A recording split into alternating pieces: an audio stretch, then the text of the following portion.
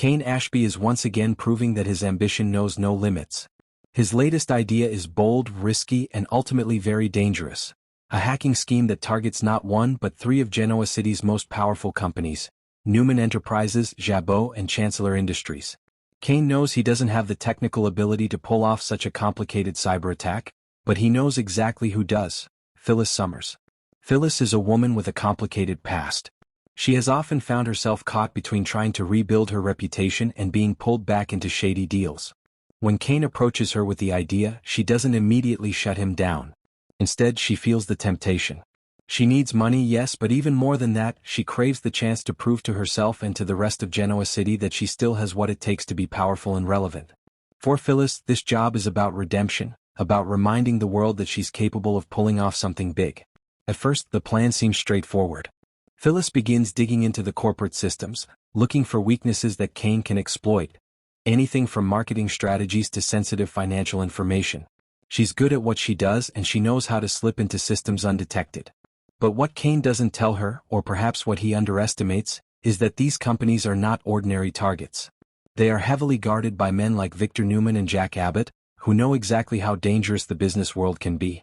Both Victor and Jack have been anticipating trouble and have already ordered their IT teams to monitor their networks for any unusual activity. It doesn't take long before the red flags go off.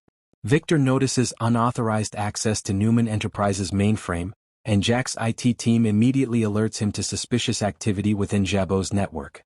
Both men quickly connect the dots, and almost instantly Phyllis's name rises to the top of the suspect list. They know her skill set too well. Phyllis has a history with computers, hacking, and schemes, so to them the puzzle pieces fit together perfectly. The trail is damning.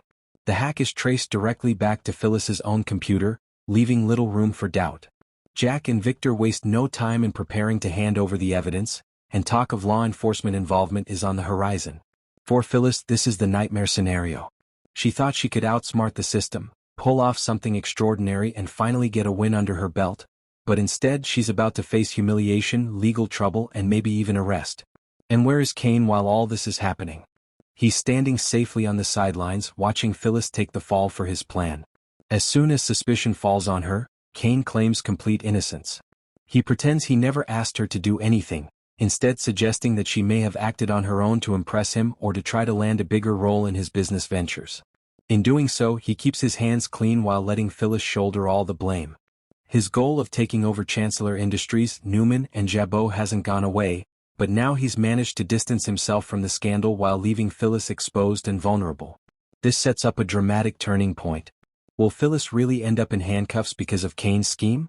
If so, how will she fight back once she realizes that Kane manipulated her and abandoned her in her greatest time of need?